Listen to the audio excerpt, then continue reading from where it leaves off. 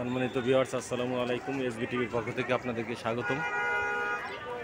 আপনারা দেখতে পাচ্ছেন বাংলাদেশ এয়ারপোর্ট, হযরত শাহজালাল আন্তর্জাতিক বিমানবন্দর। এখানে যাত্রীরা বিদেশে যাচ্ছেন এবং আসতেছেন, প্যাসেঞ্জাররা দেখতে পাচ্ছেন। এটি 2024 সালের ভিডিও।